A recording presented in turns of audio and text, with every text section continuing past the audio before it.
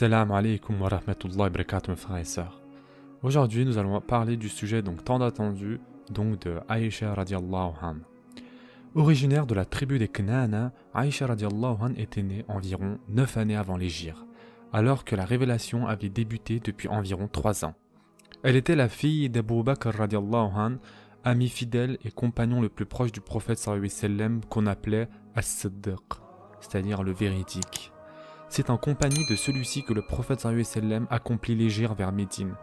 Abu Bakr était marchand de vêtements à la Mecque.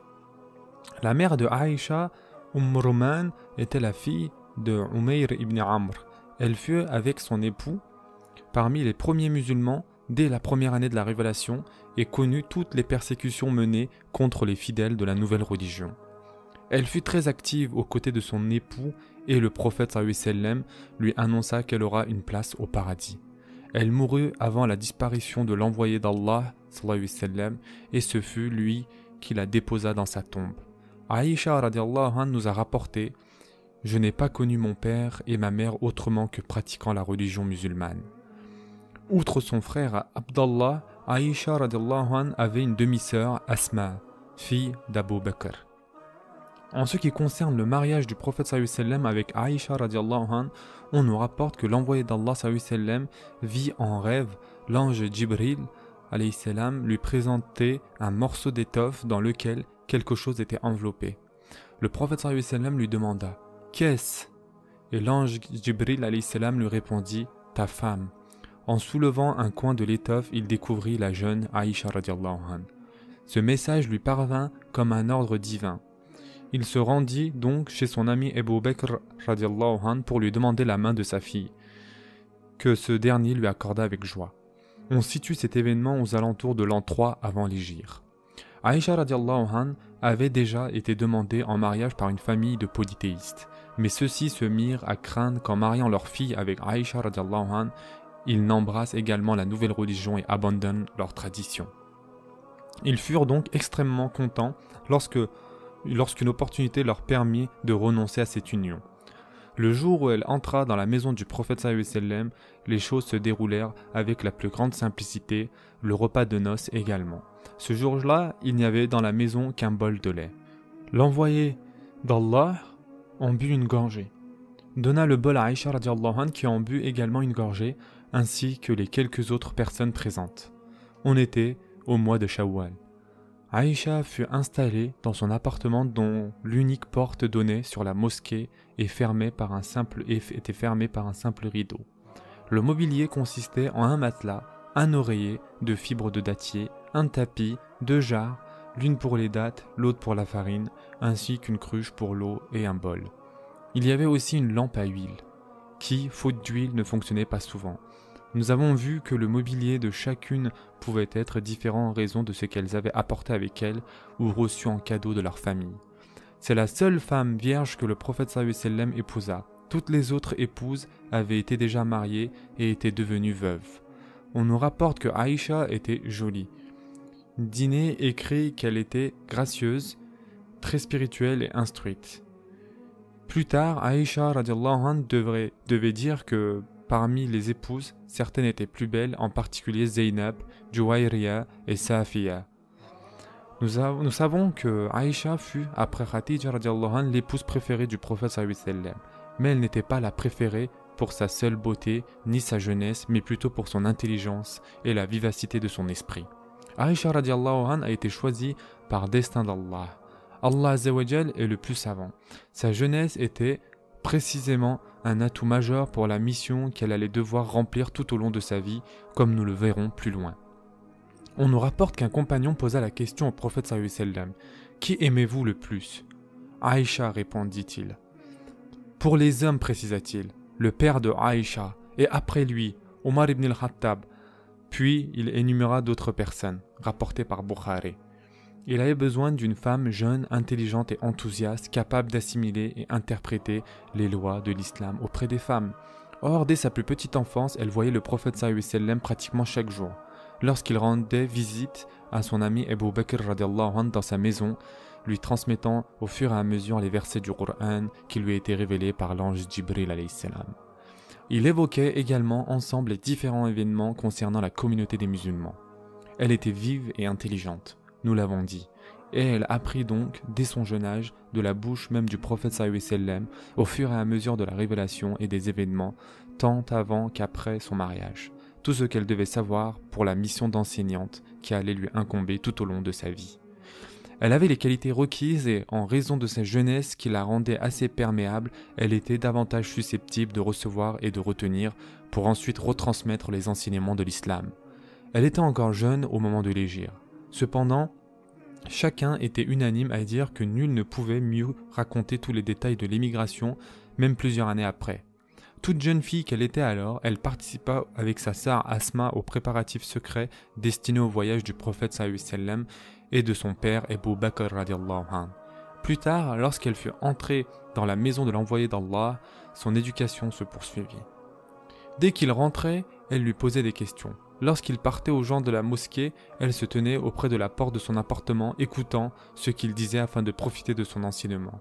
C'est notamment par le fait de toutes les questions qu'elle posait à l'envoyé d'Allah sallallahu alayhi wa sallam que nous sommes parvenus à bon nombre d'enseignements et de traditions. Il nous a été rapporté que son savoir était égal à celui de tous les compagnons et des mères des croyants réunis. Cela est facile à expliquer. Elle était presque toujours présente lors des entretiens que le prophète sallallahu alayhi wa sallam avait avec les compagnons lorsqu'il leur transmettait la signification du message divin. Elle le voyait vivre au quotidien et rien de ce qu'il disait ou faisait ne lui échappait. Ibn Abu Hurayra radiallahu anhu nous rapporte que Aïcha, épouse du prophète sallallahu alayhi wa sallam, n'entendait jamais une chose qu'elle ne comprenait pas, sans revenir à la charge auprès de lui, jusqu'à ce qu'elle l'eût bien saisie, rapporté par Imam Bukhari. Elle est reconnue pour avoir été l'une des plus grandes juristes de son époque. Elle avait en outre un goût développé pour les lettres et se distingua dans la poésie. Nous devons à l'insatiable curiosité de Aïcha radiallahu anha des enseignements sur les sujets les plus divers. Et voici quelques exemples. À la suite de la question sur le djihad, ne pourrions-nous pas la faire ? Non, lui répondit le prophète. Le djihad, la plus méritoire pour vous les femmes, c'est un pèlerinage pieusement accompli. Rapporté par Bukhari. Ou selon une autre version, votre djihad, c'est le pèlerinage. Le consentement obligatoire de la future épouse à son mariage. La Vierge à honte avait fait remarquer à Aïcha radiallahu anha. Le prophète sallallahu alayhi wa sallam avait alors précisé son consentement vaut par son silence, rapporté par Imam Bukhari. Nous verrons que de nombreux événements furent générateurs d'enseignements importants à la fois pour la femme et pour l'ensemble des musulmans. Aïcha radiallahu anha connaissait la généalogie et l'histoire de toutes les tribus de l'Arabie pré-islamique, ce qui était très important pour la stratégie que le prophète sallallahu alayhi wa sallam dut mettre en place, afin que la communauté puisse nouer des alliances avec les unes et les autres. Et nous constaterons que plusieurs des mariages du prophète participèrent à ces rapprochements. Aïcha radiallahu anha passe encore pour avoir eu de bonnes connaissances en médecine. Il semble qu'elle ait acquis ce savoir en particulier lors de la maladie du prophète sallallahu alayhi wa sallam, alors que de nombreuses délégations se sont succédées à son chevet en provenance de toutes les régions de l'Arabie, pour tenter de le délivrer de son mal, en lui prescrivant des médicaments que Aïcha radiallahu anha se chargeait elle-même de préparer. On nous rapporte aussi à son sujet qu'elle participa avec certaines des épouses et d'autres femmes parmi les premières musulmanes à plusieurs des campagnes militaires qui eurent lieu, notamment à Uhud, à la guerre du Fossé, où les femmes apportèrent leur participation active en soignant les blessés et donnant à boire aux combattants. Le hadith rapporté par Anas radiallahu anhu en témoigne. Je vis Aïcha et Salama, les vêtements retroussés au point que je pouvais apercevoir le bas de leurs jambes, bondir avec les outres sur le dos et les vider dans la bouche de la troupe. Ensuite, elles venaient remplir leurs outres et retournaient à nouveau les vider dans la bouche de la troupe. Rapporté par Bukhari.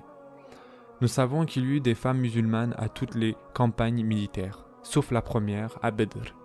On signale que du vivant de l'envoyé d'Allah, sallallahu alayhi wa sallam, on comptait déjà 20 femmes juristes parmi les compagnons, c'est-à-dire l'importance du savoir pour tous les musulmans, y compris les femmes.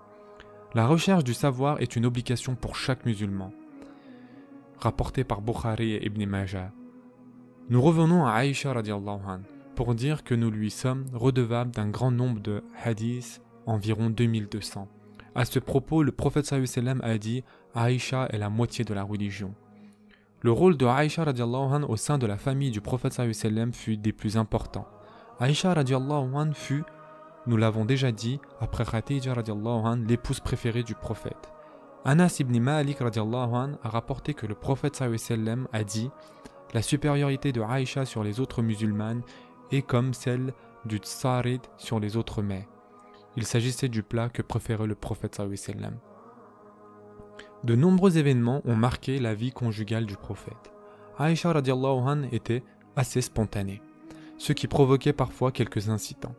Mais ceux-ci furent autant d'enseignements donnés aux musulmans, soit que la révélation d'un verset, soit qu'une parole ou un acte du prophète sallallahu alayhi wa sallam soit parvenu aux musulmans avec, pour objectif essentiel, de les instruire dans leur religion en leur montrant la solution en fonction des circonstances. Nous relaterons ci-après ceux des événements qui semblent les plus marquants du point de vue des bienfaits apportés à la communauté. Événements liés à la présence de Aïcha radiallahu anha dans la maison de l'envoyé d'Allah sallallahu alayhi wa sallam. Tout d'abord donc, l'affaire de la calomnie.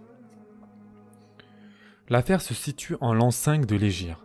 Aïcha radiallahu anha doit avoir autour de 14-15 ans. Cet incident eut un caractère plus grave que tous ceux qui émaillèrent la vie de Aïcha. Il survint après la révélation concernant le port du voile. Lorsqu'une des épouses voyageait avec le prophète sallallahu alayhi wa sallam, on descendait son palanquin de son chameau au moment des haltes. Ainsi, lorsqu'elle avait besoin de s'isoler un moment, elle le faisait de façon discrète en s'éloignant du camp. Il arriva donc, lors d'une halte, au retour de la campagne victorieuse menée contre la tribu des Benul Mustaliq, tandis que Aïcha radiallahu anha avait quitté son palanquin, que le prophète sallallahu alayhi wa sallam donna le signal du départ et le palanquin de celle-ci fut remis sur le chameau. Compte tenu de sa légèreté, personne ne s'aperçut qu'elle n'était pas à l'intérieur, et la caravane reprit la route sans elle. Lorsqu'elle revint au camp, elle ne trouva plus personne. Sans s'affoler, convaincue qu'on s'apercevrait rapidement de son absence et qu'on reviendrait la chercher, elle demeura sur place et s'endormit. Au petit matin, c'est un membre de la caravane, Safwan, dont la mère était la tante maternelle d'Abu Bakr, qui la trouva ainsi endormie. Il avait marché toute la nuit. Il était chargé d'assurer l'arrière-garde afin de récupérer les retardataires ou encore les objets perdus. Il l'appela, puis, la reconnaissant, la fit monter sur son chameau et la ramena en tenant l'animal par la bride à marche forcée pour rejoindre la caravane au moment où celle-ci faisait une nouvelle halte. Cet incident se situe après la révélation sur le voile. N'aurait pas eu d'autre suite si la jalousie n'avait habité le cœur de quelques personnes. Les unes à l'égard de Aïcha radiallahu anha, les autres à l'égard de Safwan. Le voyage se termina sans que rien ne survienne. Arrivée à Médine, Aïcha tomba malade pendant 1 mois. Elle n'imaginait pas qu'elle et Safwan étaient l'objet d'une telle affaire. Le prophète sallallahu alayhi wa sallam venait d'épouser Juwayriya radiallahu anha, fille du chef de la tribu de Benul Mustaliq, et ne se doutait pas non plus de ce qui se tramait. C'est pourtant à ce moment que débuta la calomnie contre Aïcha radiallahu anha et Safwan, ce que le prophète finit par savoir. Aïcha radiallahu anha s'étonnait de ce que l'envoyé d'Allah sallallahu alayhi wa sallam ne s'attarde guère auprès d'elle alors qu'elle était malade. Il prenait de ses nouvelles et repartait, sans rester pour bavarder avec elle selon son habitude.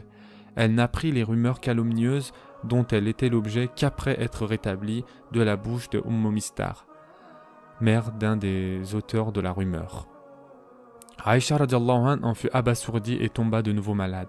Elle demanda au prophète sallallahu alayhi wa sallam la permission de se rendre chez ses parents afin de s'assurer auprès d'eux de ce qu'elle venait d'apprendre. Elle interrogea sa mère, Roman, lui confirmant la rumeur qui circulait, mais tenta de la réconforter en lui disant de ne pas trop attacher d'importance à ses commérages. Aïcha radiallahu anha, au lieu d'être réconfortée ou rassurée, pleura abondamment. On nous dit même qu'elle se serait évanouie. Mais contrairement à ce que pensait sa mère, aucune des mères des croyants radiallahu anha ne se prit part à ces rumeurs. Il s'agissait de femmes pieuses et dignes, et quelques motifs de jalousie qu'elles auraient pu avoir, aucune ne contribua à colporter ces bruits. Bien au contraire, elles parlaient toutes en faveur de Aïcha. Par contre, Amna, la sœur de Zeynep bint Jahsh, une des épouses, participa à la calomnie. espérant discréditer Aïcha radiallahu anha au profit de Zaynab radiallahu anha aux yeux du prophète sallallahu alayhi wa sallam. Mais Zaynab ignorait tout. On nous rapporte même que, comme les autres épouses, le prophète sallallahu alayhi wa sallam l'interrogea sur celle qu'elle savait. Elle avait répondu: Ô envoyé d'Allah, je respecte mes yeux et mes oreilles, je ne sais que du bien. Et Aïcha ajouta: Zaynab était la seule des épouses qui fut sur un pied d'égalité avec moi. Allah la préserva à cause de sa réserve. Sa sœur se mit alors à lui être également hostile. Rapporté par Imam Bukhari. En réalité, la calomnie avait pris naissance par un certain Ibn Ubay et quelques autres hypocrites, puis fut reprise et propagée par Mistah pour se venger d'un différend entre lui et Abu Bakr, et par le poète Hassan ibn Thabit qui avait un griffe contre Safwan, et enfin Hamna, sœur de Zaynab dont nous venons de parler. Aïcha radiallahu anha fut ramenée chez elle par ses parents. Elle ne cessait de pleurer et espérait être innocentée. De son côté, le prophète sallallahu alayhi wa sallam n'avait pas le moindre doute quant à l'innocence de sa jeune épouse et de Safwan, mais il ne pouvait l'innocenter uniquement parce que sa conviction était faite. Il attendait de recevoir la preuve de cette innocence et comme celle-ci tardait, il interrogeait les autres épouses et ses proches. Tous disaient la même chose. Cela n'est que mensonge, nous ne connaissons de Aïcha que du bien. Rapporté par Imam Bukhari. Parmi les compagnons, il interrogea également Ali ibn Abu Talib et Oussama ibn Zayd. Oussama, certain qu'elle était innocente également, conseilla: Garde ton épouse, nous ne savons que du bien d'elle. Quant à Ali, il lui répondit: Ô envoyé d'Allah, Allah n'a pas voulu te contrarier. Il y a en dehors d'elle beaucoup d'autres femmes. Interroge sa servante, elle te dira la vérité. Rapporté par Imam Bukhari. Cette réponse un peu ambiguë blessa Aïcha radiallahu anha qui s'en souvint longtemps après, mais nous le verrons plus loin.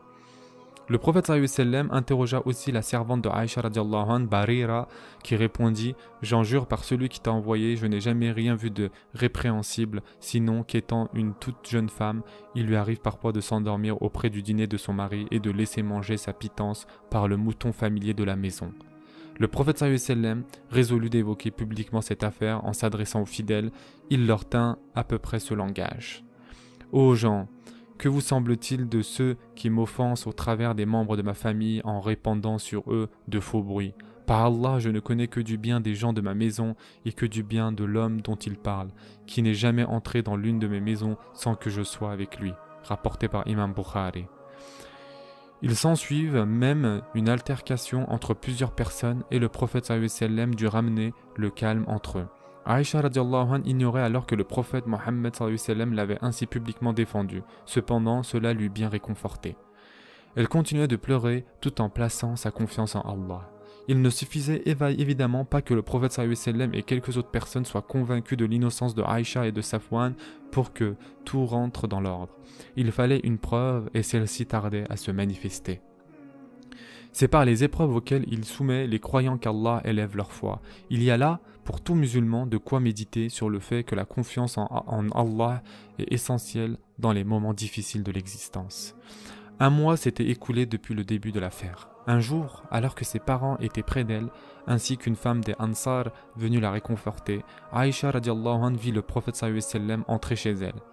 Il la salua et s'assit, une chose qu'il n'avait pas fait depuis le début de sa maladie. Bukhari nous rapporte que le prophète sallallahu alayhi wa sallam prononça la shahada, puis s'adressa à elle en ces termes: Ô Aïcha, il m'est parvenu telle ou telle chose sur ton compte. Si tu es innocente, Allah te justifiera. Si tu as commis quelque faute, demande pardon à Allah et reviens à lui. Le fidèle qui reconnaît ses fautes et qui revient à Allah, Allah revient à lui. À peine avait-il achevé de parler qu'elle cessa de pleurer et s'adressant à son père, le pria: Réponds à l'envoyé d'Allah pour moi. Abu Bakr radiallahu anhu lui dit alors: Je ne sais pas quoi lui dire. Elle adressa la même demande à sa mère, qui lui fit la même réponse. Alors, s'adressant elle-même au prophète sallallahu alayhi wa sallam, elle lui dit: Je sais que vous avez entendu ce que les gens disent. Cela est entré dans vos âmes et vous y a ajouté foi. Si je vous dis que je suis innocente, et Allah sait que je suis innocente, vous ne me croirez pas. Mais si je vous avouais que j'ai commis ce dont Allah sait que je suis innocente, vous me croiriez. Je vous dirai donc ce qu'a dit le père de Joseph. La résignation est une belle chose et Allah me viendra en aide contre ce que vous avez raconté. Sourate 12, verset 18. Il s'agit là des paroles de Jacob alayhi salam et ses fils venant lui raconter la mort de Joseph alayhi salam, alors qu'ils étaient mis d'accord entre eux pour le jeter dans un puits.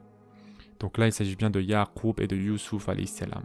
Après cette réponse, Aïcha radiallahu anha retourna s'allonger sur son lit, tandis que le prophète sallallahu alayhi wa sallam prolongeait sa visite avec ses parents.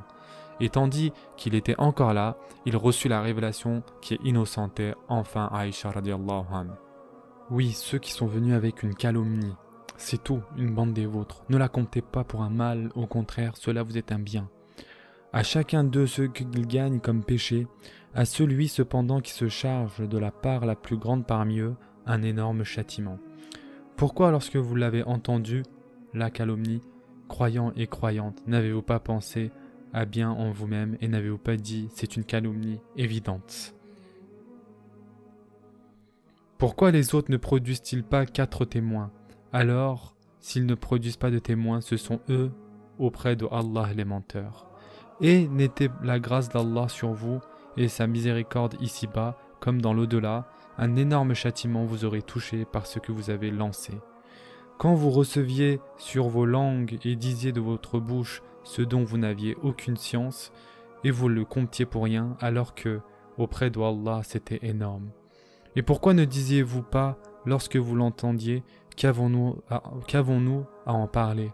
C'est une énorme calomnie. Allah vous exhorte à ne plus jamais répéter une chose pareille si vous êtes croyant. Et Allah vous expose les signes. Allah cependant est savant et sage. Sourate 24, versets 11 à 18.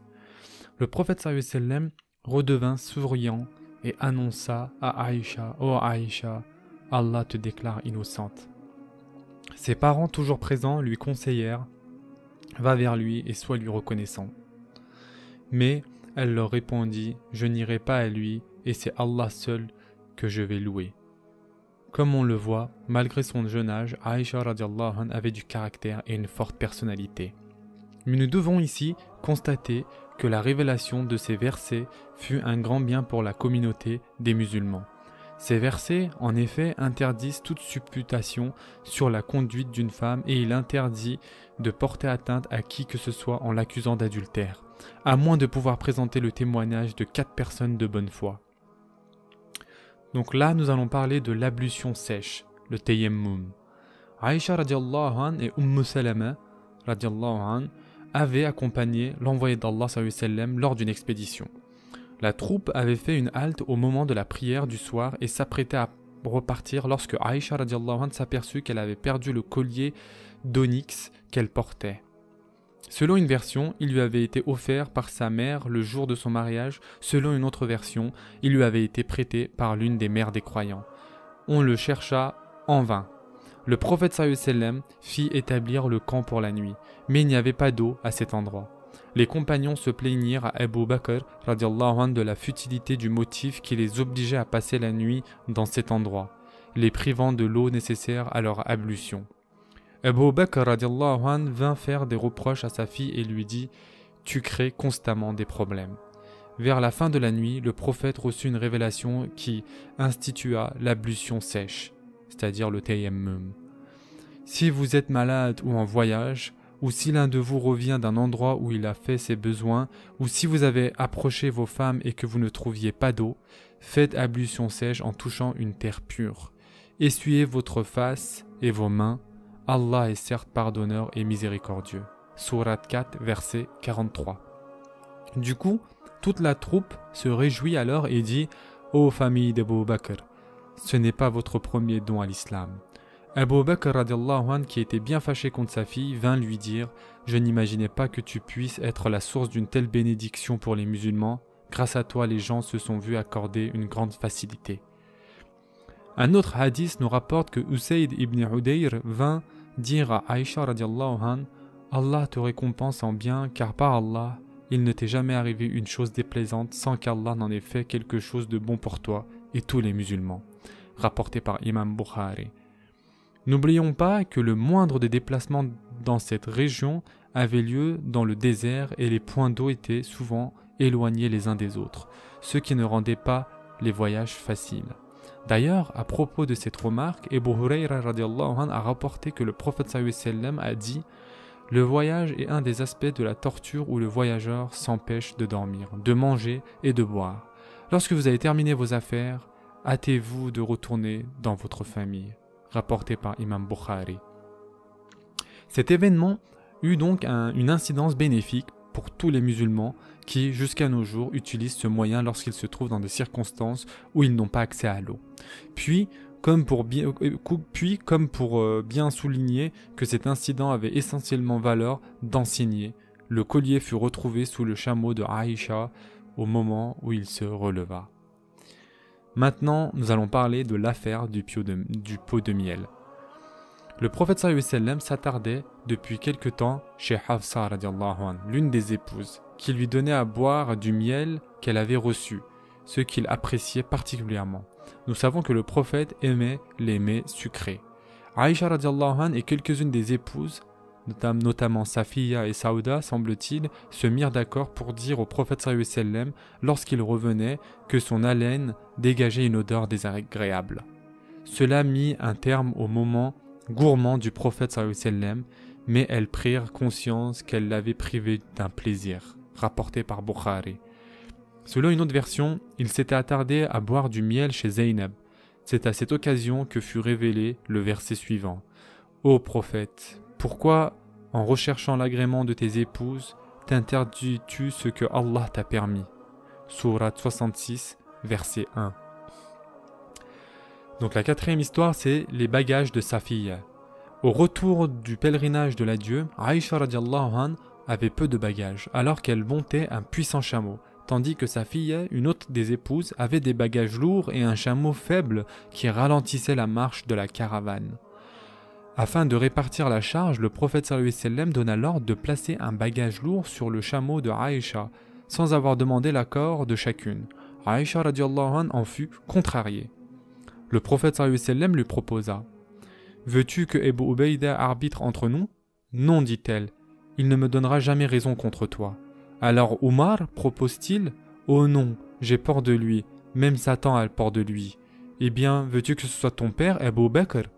Elle y consentit et on fit appel à Abu Bakr radiallahu anhu, qui, apprenant la cause de l'incident et l'entêtement de sa fille avant même que le prophète sallallahu alayhi wa sallam n'ait terminé son exposé et que Aïcha radiallahu anha puisse défendre sa cause, leva la main et la gifla.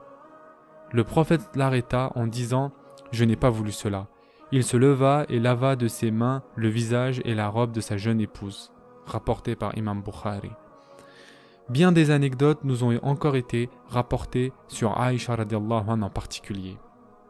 Nous savons que l'envoyé d'Allah sallallahu alayhi wa sallam confiait à Aïcha radiallahu anha ses projets les plus secrets. Par exemple, en matière de stratégie, il lui arrivait de préparer une expédition en ne faisant part de ses intentions ou de la destination qu'à sa jeune épouse. À ceux qui venaient ensuite l'interroger sur tel ou tel sujet, elle répondait qu'elle ne dirait rien, même à son propre père. Quant à Aïcha radiallahu anha, elle aimait tellement le prophète sallallahu alayhi wa sallam qu'elle était inquiète dès qu'il s'éloignait. Un jour, elle l'entendit se glisser dehors en pleine nuit, et pour savoir où il se rendait, elle le suivit. Il allait au cimetière pour prier pour ceux qui étaient morts. Bouleversée, elle dit alors « Je donnerai la vie de mon père et de ma mère pour lui. » Souvent, il s'endormait la tête posée sur ses genoux. Nous avons vu que Saouda, radiallahu anha, devenue âgée, lui avait cédé son jour de visite. Ainsi, le prophète sallallahu alayhi wa sallam passait plus de temps encore avec Aïcha, radiallahu anha, lui permettant encore de multiplier les occasions de parfaire ses connaissances. Lors de l'expédition de Khaybar, l'étendard, c'est-à-dire le raya du prophète, fut confectionné dans la houppelande de Aïcha. Il était noir et carré.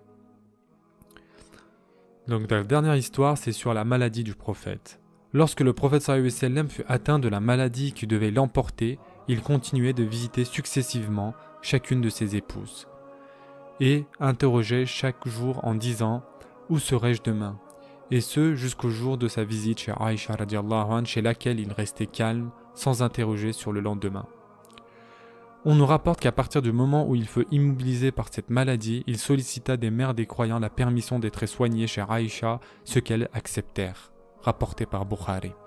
Il fut donc transporté de l'appartement de Maïmouna à celui d'Aïcha radiallahu anha, soutenu d'un côté par Ali et de l'autre par Abbas. La maladie empirait. Toutefois, un jour, il put se rendre dans la mosquée et il parla aux fidèles, invoquant l'augment Allah Azza wa Jal pour les martyrs de Uhud en particulier. Puis il donna l'ordre que soient fermées toutes les portes donnant sur la mosquée, sauf celle d'Abu Bakr radiallahu anhu. Il a vécu ses derniers instants chez Aïcha radiallahu anhu. On nous rapporte que peu avant sa mort, le prophète sallallahu alayhi wa sallam vit le frère de Aïcha entrer dans la pièce avec un bâton de miswak. Aïcha lut dans ses yeux qu'il en avait envie. Elle lui mâchonna d'abord un peu et lui frotta les dents. Puis elle lui prit la tête et la plaça dans le creux de son épaule, afin qu'il soit aussi confortable que possible, et c'est ainsi qu'il rendit le dernier soupir. Aïcha radiallahu anha nous a rapporté au sujet de ces derniers instants que le prophète sallallahu alayhi wa sallam répéta « Il n'y a aucun Dieu si ce n'est Allah lui-même. Quelle agonie que la mort !» Puis Aïcha l'entendit dire d'une voix à peine perceptible, mais avec le compagnon le plus haut, comme s'il faisait un choix. Aïcha radiallahu anha nous dit encore « J'étais jeune et je ne comprenais rien. Dans ma stupidité, le prophète rendit le dernier soupir dans mes bras et je ne le sus pas. Ce n'est que lorsque les autres femmes présentes se mirent à pleurer que j'ai compris ce qui s'était passé. » Rapporté par Imam Bukhari. Aïcha radiallahu anha a rapporté « Il mourut le même jour où c'était mon tour de le recevoir dans mon appartement. Allah recueillit son âme tandis que sa tête reposait entre ma gorge et ma poitrine, et ma salive fut mélangée à la sienne. » Rapporté par Imam Bukhari. Le prophète sallallahu alayhi wa sallam fut enterré sur place dans la chambre de Aïcha. Elle continua d'y habiter.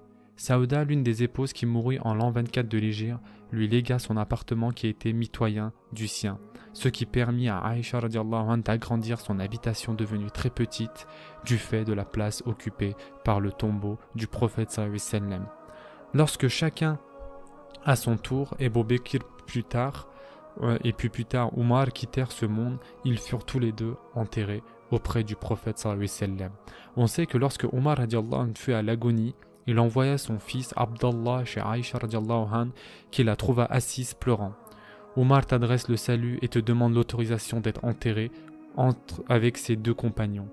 Je l'aurais désiré pour moi-même, mais je lui donne la préférence sur moi-même. Après la disparition du prophète sallallahu alayhi wa sallam, elle continua d'occuper une place importante au sein de la communauté des musulmans, malgré sa jeunesse. Elle jouissait d'une grande réputation. On venait la consulter, elle était particulièrement savante en matière de jurisprudence. On nous rapporte qu'un grand nombre de compagnons venaient étudier la jurisprudence islamique avec elle. Ata a rapporté Aïcha était plus instruite qu'aucun homme de son temps. Aïcha radiallahu anha et quelques autres compagnons firent de Médine un centre d'études parmi les plus importants du monde pour l'époque. On nous précise encore que les gens qui avaient eu le privilège d'étudier avec elle étaient ensuite parmi les plus brillants. Au temps de leurs califats respectifs, Abu Bakr et Omar radiallahu anhu venaient consulter Aïcha radiallahu anhu pour lui exposer tel ou tel problème auquel ils se trouvaient confrontés et l'interrogeaient donc pour savoir ce que le prophète aurait dit ou fait en parallèle dans ces circonstances-là. Alors qu'il était devenu à son tour calife, Muawiyah radiallahu anhu l'interrogea. Elle donna comme réponse ce hadith de l'envoyé d'Allah sallallahu alayhi wa sallam. Celui qui essaie de contenter Allah, ne se préoccupant pas du mécontentement des gens, sera protégé contre la méchanceté des gens. Mais celui qui contente les gens en ne se préoccupant pas du mécontentement de Allah, sera abandonné par Allah à la merci des gens. Elle avait les moyens de vivre mieux car elle recevait, comme les autres mères des croyants, une pension versée par les califes successifs. Mais Aïcha radiallahu anha, qui était d'une extrême générosité, chargeait sa servante, dès qu'elle recevait cette pension, de distribuer aussitôt le tout aux nécessiteux. Négligeant de garder quelque chose pour elle, le soir venu, elle disait à sa servante « Pourquoi ne m'as-tu pas fait penser de garder de quoi dîner ce soir ?» Ainsi donc, parfois, elle n'avait même pas de quoi dîner. Elle avait tellement pris l'habitude d'une vie frugale au cours de ces années difficiles passées dans la maison du prophète sallallahu alayhi wa sallam, jeûnant beaucoup, qu'elle continua de vivre de la même manière après sa disparition, alors que les moyens de la communauté s'étaient améliorés. Urwa radiallahu anhu a rapporté qu'un jour, il a vu Aïcha radiallahu anhu qui avait reçu 70 000 dirhams. les distribuer aux pauvres, tandis qu'elle-même portait une chemise rapiécée. Un compagnon s'était ému de ce qu'elle redistribuait aux pauvres, tout ce qu'elle recevait au fur et à mesure. Elle s'était écriée en l'apprenant. Comment on m'interdirait mes libéralités? Et elle avait bien entendu continué ses pratiques, rapportées par Bukhari. Un jour, elle reçut, sur la demande de celui-ci, Hassan ibn Thabit, qui avait été l'un des acteurs de l'affaire de la calomnie. Comme on s'était étonné qu'elle le reçoive, elle répondit « Pourquoi pas? N'a-t-il pas été déjà frappé d'un terrible châtiment ?» Il était en effet devenu aveugle. Avant qu'elle ne meure, alors qu'elle était à l'agonie, Ibn Abbas radiallahu anhu demanda à être reçu par elle. Comme elle hésitait dans la crainte qu'il ne lui fasse des compliments, on lui fit valoir qu'il s'agissait de l'oncle paternel du prophète sallallahu alayhi wa sallam et l'un des principaux personnages parmi les musulmans. Elle le reçut donc. « Comment te trouves-tu » lui demanda-t-il. « Bien, si je crains Allah, répondit-elle. « Tu seras bien, s'il plaît à Allah, car tu as été l'épouse de l'envoyé d'Allah et la seule vierge qu'il ait épousée. Enfin, la révélation t'a reconnue innocente. » Après cette visite, Aïcha radiallahu anha devait dire « Ibn Abbas m'a fait des compliments. J'aurais préféré qu'on m'eût oublié. » Aïcha radiallahu anha vécut jusqu'à l'âge de 67 ans et mourut pendant le mois de Ramadan de l'an 57 de l'Hégire, sous le califat de Muawiyah. Elle fut enterrée comme elle l'avait souhaité, après la prière de la nuit, dans l'heure qui suivit sa mort, dans le cimetière des femmes à Médine, auprès de ses compagnes, les mères des croyants, qui l'avaient devancée.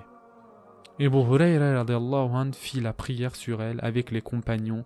Ce sont ses neveux qui la déposèrent dans sa tombe. Qu'Allah Azza wa Jal soit satisfait de Aïcha radiallahu anha. Prenez soin de vous mes frères et sœurs et à très prochainement, Inch'Allah.